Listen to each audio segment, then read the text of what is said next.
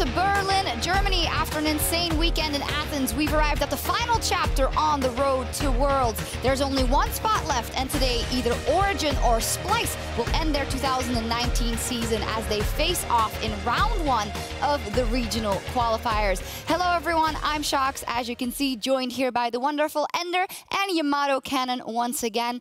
To be honest, we're still reeling a little bit from Athens, but still happy to get onto this final chapter. Oh man, last week, so insane. We can only hope to get that same, 5 games every day. Just throw it all out the window. I'm down. I mean, that would be cool. 5 or 3 best of 5s that are as intense as that one. 15 games in 3 days. Yeah, I'll sign for it. I'll sign for it. Beautiful. It was so beautiful. Game 5 was also close. Oof. Yeah, indeed. Last week in Athens, let's talk about it because I believe we can still talk about it for a little bit until we dive into this first best of 5 of the qualifier. We were in Athens, Greece for the epic conclusion of the LEC summer split. And of course, on Saturday, Fnatic took down Schalke. But on Sunday, we then saw a final that will go down in history as one of the greatest of all time. Yamato, you already said it. Even that game 5 was so close, and the whole series was. I reviewed the game, rewatched them very closely and intently, and it's crazy how close it was. You could consider one different play. If something goes differently, all of a sudden Fnatic has the story of the 8th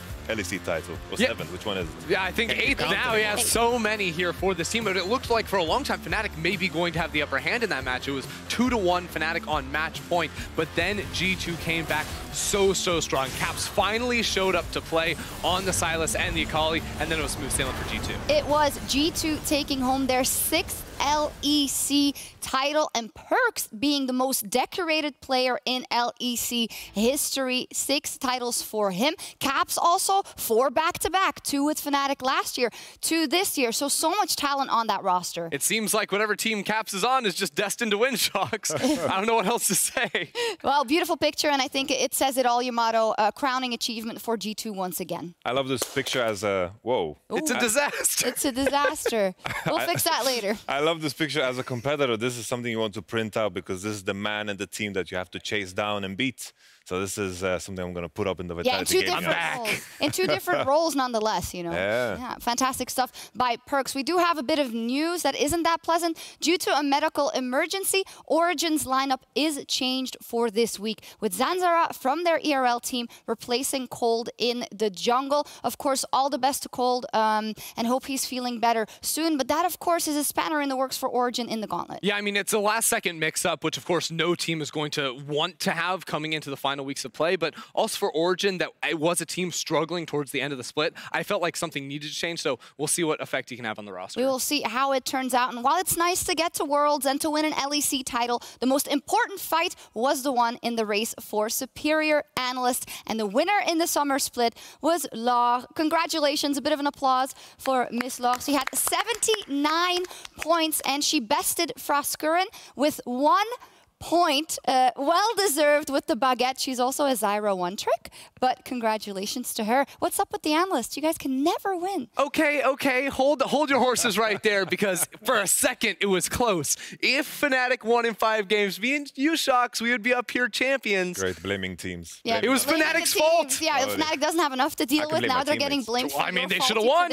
Or maybe you should have predicted more in the whole summer split. Yeah. That could also be something. No, congratulations, Laure. We'll be looking forward to if you can defend your title in spring, but we're not there yet. For now, we're going to focus on the LEC regional qualifiers. As we pull up the bracket, we will see that we are fighting for the last spot at Worlds. A slightly altered system here in EU. Fnatic is already locked in Worlds, but they will be playing for seeding. Yeah, that's the biggest difference, is Fnatic coming in here must play against the winner of the previous series. Now, Schalke, the winner of that game, whoever faces up against Schalke tomorrow, will qualify for Worlds, but the match against Fnatic will determine whether or not you get 2nd seed or have to get 3rd and fight through the play-ins. Yeah, Yamato, and this is designed, of course, to avoid that a team that didn't do well at all will end up being the 2nd seed, and the 3rd seed goes to the team that is 3rd best as the time when Worlds runs around. I like the system a lot because they put a lot more emphasis on the form that you bring into summer, because that's what you're going to bring to the World Championship.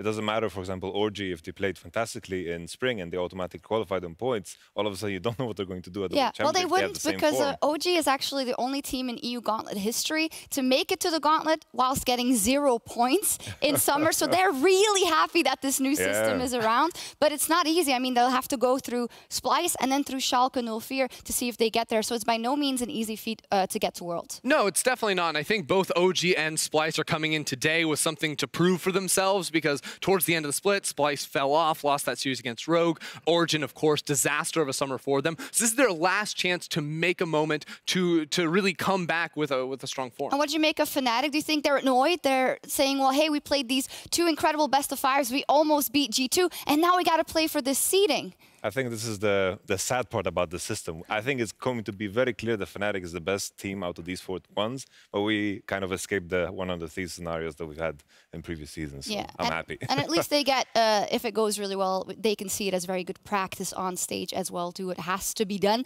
Now, a lot of good moments coming up in the Gauntlet, but throughout the summer, we've also seen the display of peak League of Legends. And now it is time to highlight the best of the best in My Face When. We've done this before. We have some signs for our analysts. Ooh. Which ones do you want? Give me this. Give me the Ashe. There we go. You can also join in the discussion by spamming in chat what your reaction is. You can spam your emote. You can be fine, dab, tee-hee, or question mark. And those are also the banners that our analysts have. Without further ado, let's take a look at the first clip. It is a surprise to us as well, so hopefully it's nothing embarrassing for anyone on the panel. There we go. Which one is this? This is Wunder. Oh. Alt-tabbing through all his programs. He's got to search for paint.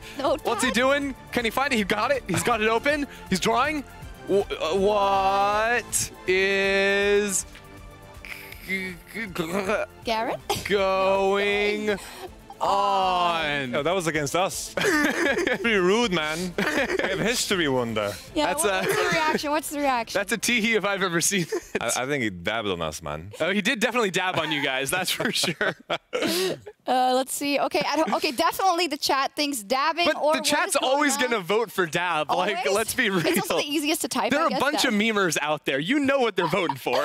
I love it. It's also in the tradition of G2 with the whole bad boy image. They kept doing things like opening paint in the middle of the game, picking Garen and not knowing what the spells were. So good stuff. I'm actually amazed that there's no troll out there in chat that's voting for Fine. Because obviously Fine does not fit this play at all, but surely there's at least one of you out there.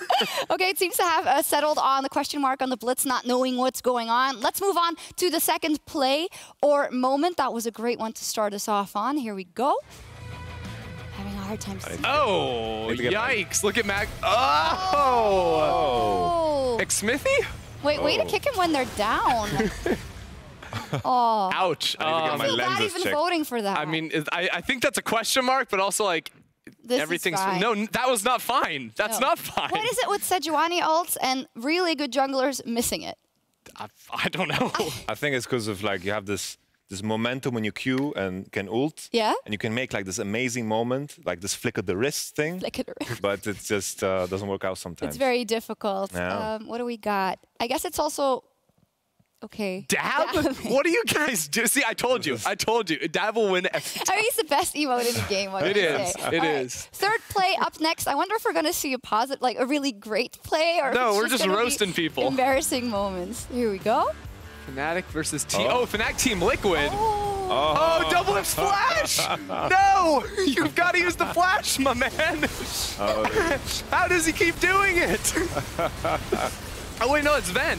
That's another one. Wait, it's another. It's all these people forgetting flash. It's an NA special. Save flash for Endgame. The playoffs where they won't go. Every time. Oh, double lift again? No. To AP Shyvana. That's rough. Oh, embarrassing. I don't even. Honestly. Definitely question mark. Question mark. Just as the answer for everything. Yeah. Use your flashes, please. Pick one out of yours. I think this is fine. No. This is fine. Yeah, I guess. Or the other one like, oops, you should have used it. Like the other one. Oopsie. Oopsie. You should have used it. What do we got? Oh, we got it. This is fine. Is reigning supreme for that play. This is NA fans. NA fans. This is fine. We're gonna be fine. I mean, it's not fine, guys. It's really not. Right.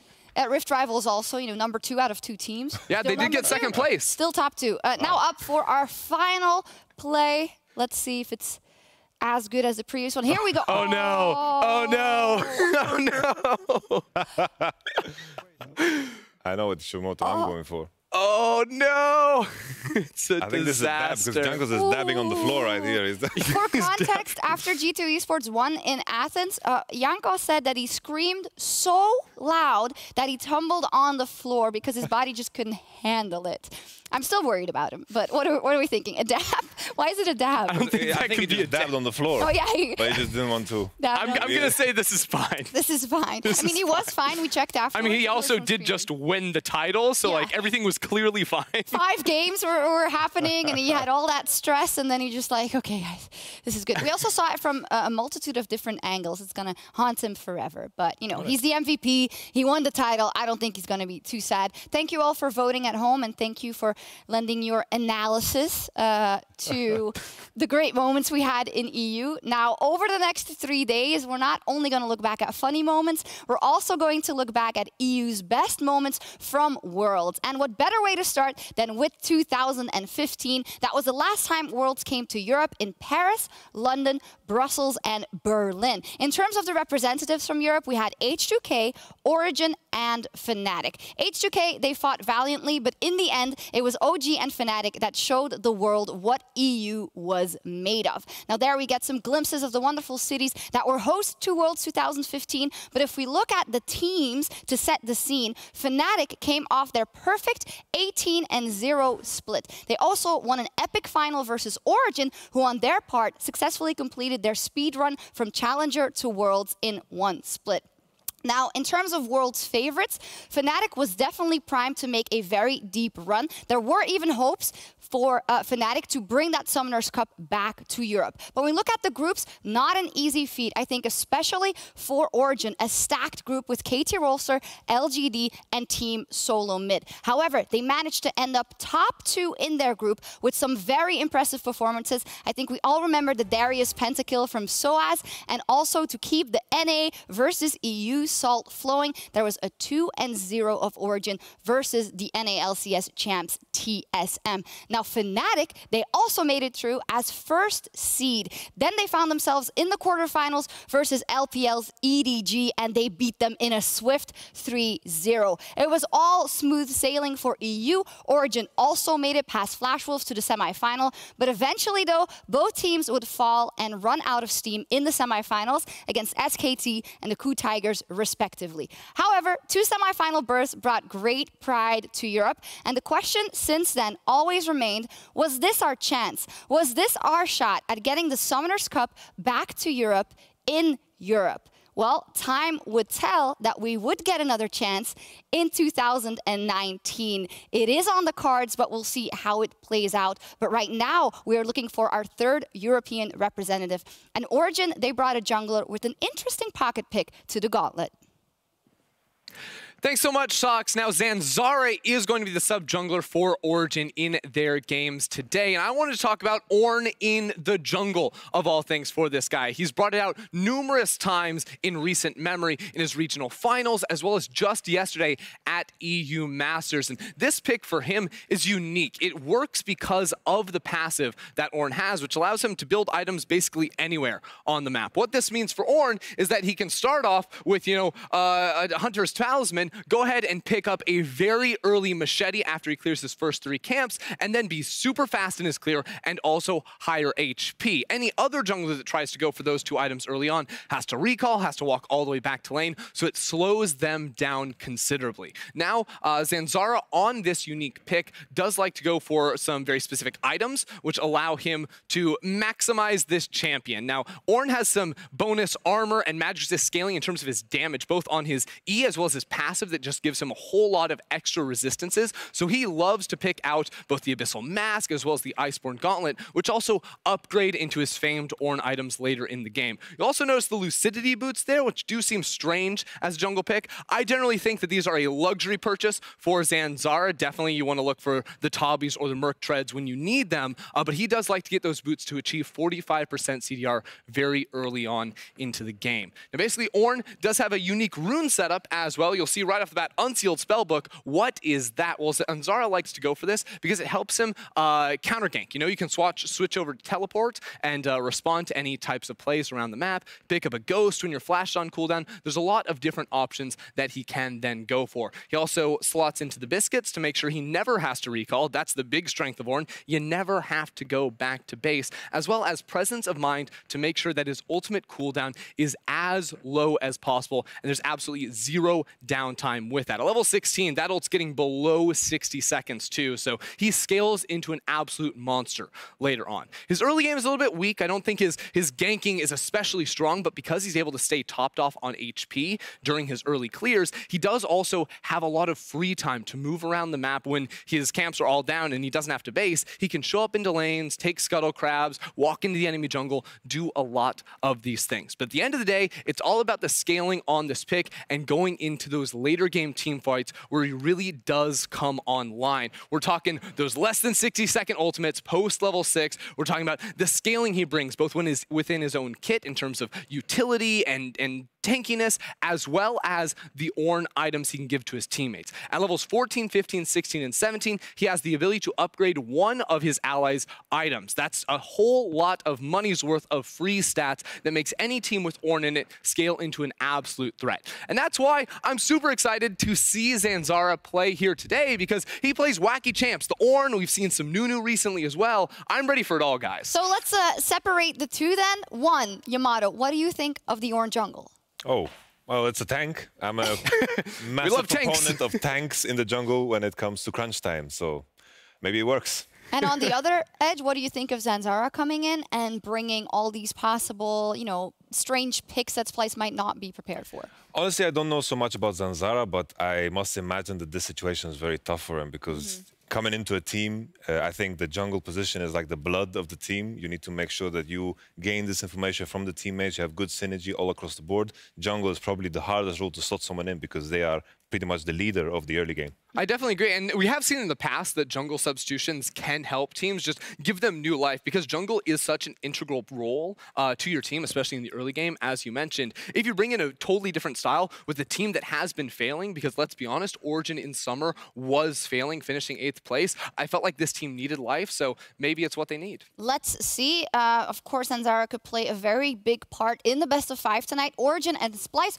are going to fight to salvage their 2019 season and to move on to the next round of the regional qualifier. To recap what happened for both teams in summer, different stories, but with a similar result, I would say. Starting out with Origen, who, Yamato, went to the final in spring and then dropped down all the way to not getting into playoffs in the summer split. What happened? It's crazy because it was the same story. Like in spring, it was also a rough start, and then they picked it up. Everyone had the same exact expectation coming into summer, but everyone was like, okay, they're gonna pick it up because in practice they were good. I don't know if it was something just transferring that knowledge onto stage or if there was meta issues, but something was clearly a problem, and OG just couldn't put it through. It's also a big surprise, too, because I felt like in Spring Split, no one had that high of expectations of Origen. We knew they were going to be a good team, but like top 2 seemed a little bit out of reach, especially at the start with how they were performing. But because they got 2nd place, the whole conversation around this team changed. This was no longer a team that was meant to get to playoffs and then go as far as they could. This was a team that had to go to Worlds, and to see them slide so hard in the summer split and now have to play through the gauntlet in order to get there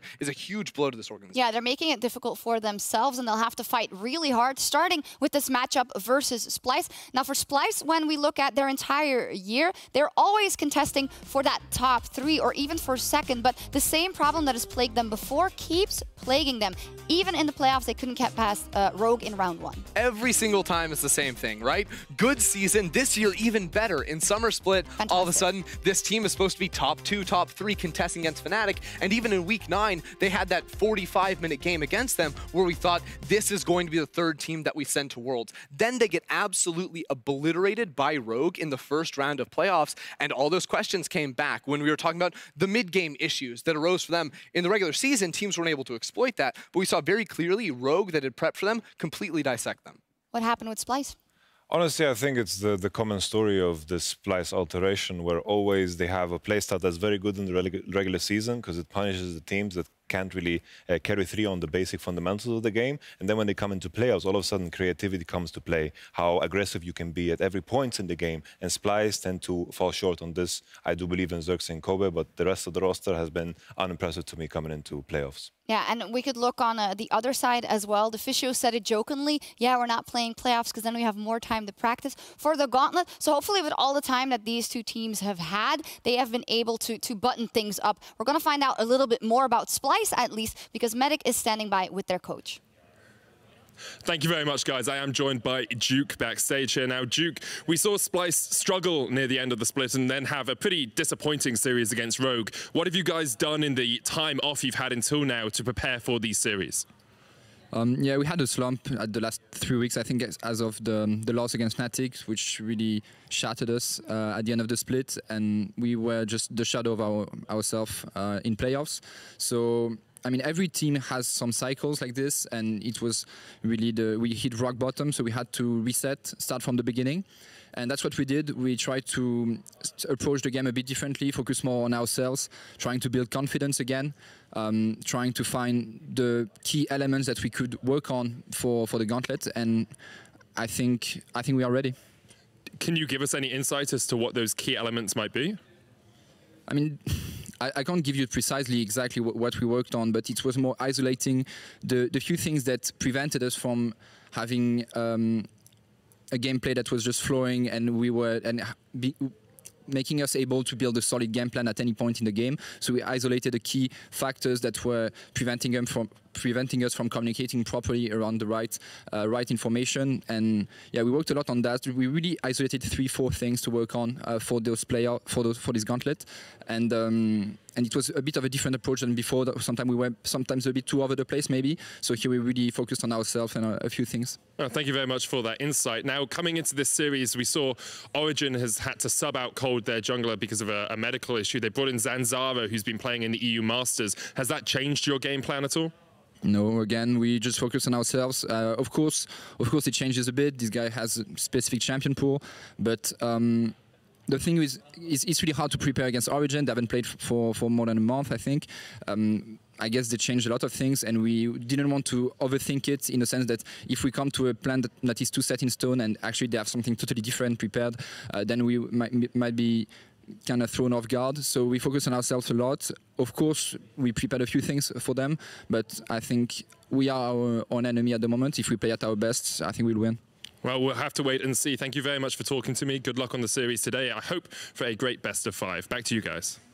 Thank you very much. Yeah, it is quite interesting, because I think we have two camps when we look at the substitution coming up for Origen going up against Splyce. On the one hand, you could say you never want to play with someone unexpectedly that isn't used to playing with your lineup. But on the other hand, you may have that thought of, well, maybe if they needed some fire in that early game, and this is a guy that flashes over Dragon Walls, so maybe that can help them. Where do you guys find yourselves? Right, so I think the important thing here is that not a lot of people have high expectations of Origen coming into this gauntlet in the first place. Yes, we know what their peaks have been, but with their summer performance, they did not reach that same level. So people come in and they say, well, teams like Splyce or Schalke are the favorites. So using that logic, you need something to change, whether that is just to improve while all these other teams were at playoffs, or bring in a new member, which could be Zanzara. Yeah, could crash and burn, could be good. Well, it's different because you're talking like it's a planned thing, which it isn't. This is a guy that yesterday was playing in EU Masters. They got knocked out and now has to perform here on the biggest stage thus far to keep this Oregon Worlds. I mean, I can't even imagine what this rookie must be going through. I just think when it comes to Origen, I don't think this is something that they wanted to do. Thinking about the roster and what players they have so much experience on this roster. I think 5 weeks could mean so much, and maybe this jungle changes that entire game plan altogether. I think, you know, if I have to put my money on something, I think Origen can take 5 weeks and change a complete form, complete kind of identity as well. They're just too smart to fall short, I feel. Yeah, we'll see how that changes with Zanzara coming on now in the jungle. And we can't forget, there is also so much class and talent on that Splyce roster, notably in the jungle. Ender, how do you think Ender, you're not playing. I would do great. If you put me in, Origen, you put me in, I'll take care of everything. How do you think Xerxes is going to deal with this change? Well, I think so. It's actually really interesting because one of the best things about Xerxes, I feel, is he's very smart in tracking the enemy jungler. And as we were just seeing on the screen before we quickly cut, Zanzara is a guy that will just flash over Dragon Wall. to invade your blue buff. Like, he's absolutely crazy. So to me, I think if any player is going to be able to see these unique paths, like this is just absolutely ridiculous. Look at this guy go. It's crazy. But if there's any player to like see that or be able to like expect these types of things, it has to be Xerxes. I think when it comes to Xerxes, even in the series against Rogue, I think many of those games he was out jungling Inspired. Sometimes that's not so noticeable if your lanes are underperforming because jungle is just a brutal role. But I think Xerxes is going to be the difference maker if Splyce is going to take it all the way through this gauntlet. Yeah, I think Xerxes is good at two very important things on his team. One, I think he's very good at covering his lanes when they need help, like when they're pushing and potentially vulnerable to ganks. And he's also just one of our best junglers in terms of efficiency. He's always min-maxing, his camps respawning, making sure that he's like hitting level 6 first before the enemy jungler, which is a small thing that's hard to notice, but definitely plays a big role. Yeah, Xerxes, fantastically important for that lineup. But when you find yourself in the regional qualifier, when your goal is Worlds, that does mean that some players were not performing up to par in recent months. Who would that be for Splyce? Who needs to step up in this weekend to make Splyce go to the World Championship, rather? Well, for me, I think that Kobbe is a player that I'm always going to be watching, not because he's been underperforming or anything like that, but he's the best player on this team, and when this team is looking at its peak, they're putting the resources into him. It's Splyce team fighting in the later stage of the game, and he can be an absolute monster. So for me, for Splyce to go the distance, it has to be Kobbe that we're looking at, just in terms of how they play their game, and 2 has to be dealing the damage and carry. I think when there's a funny joke in the pro scene is commit to your memes. All teams have memes about them, and it was always Splyce late game and Kobbe carrying. Commit to it if you're going to win a gauntlet. Hey, it doesn't become a meme unless it has some truth to it in general.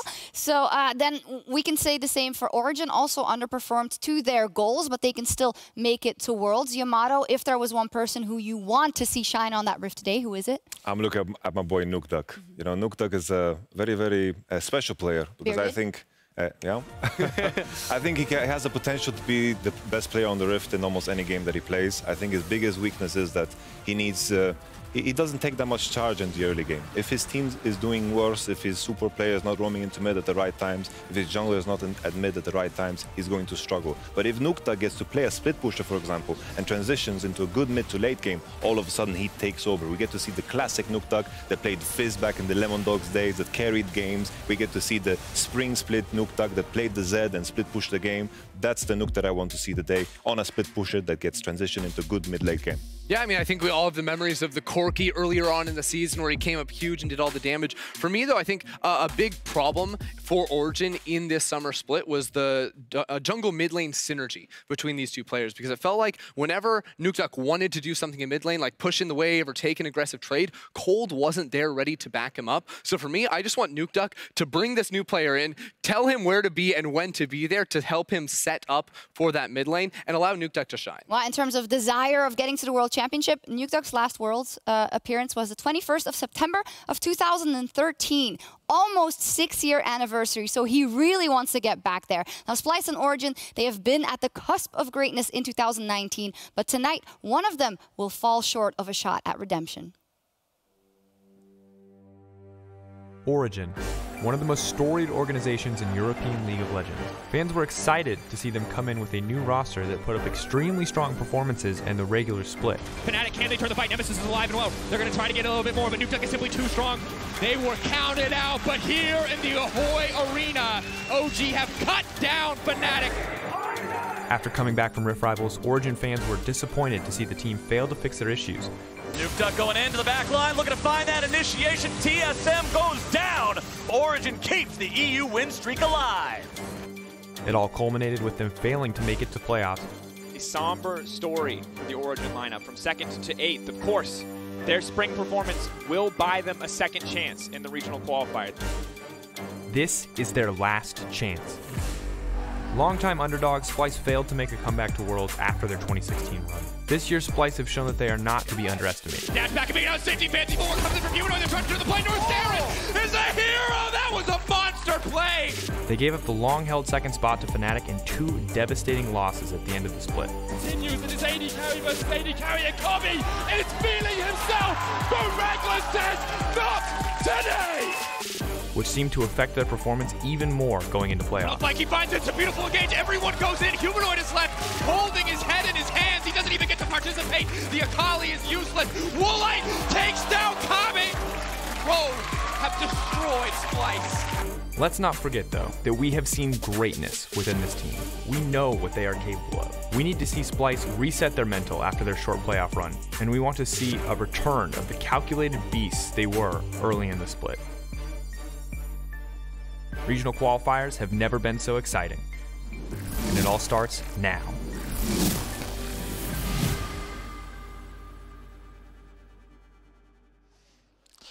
Medi, Vedi, Medi, Vedi, Medi, Vedi. Medi. Oh, we messed it up! We were so close. We forgot the time in there. We forgot the time. That's how we could have ended it. It's League of Legends, Vedi time. There we go. We gave it a good shot. We got there in the We're end. tired after Athens, but welcome back. We're here for Jet the lag. regional gauntlet. It's Origin versus Splyce. We're going to be jumping straight into it. Let's get into some League of Legends already. I'm curious as to what both these teams look like because Origin didn't even qualify for playoffs.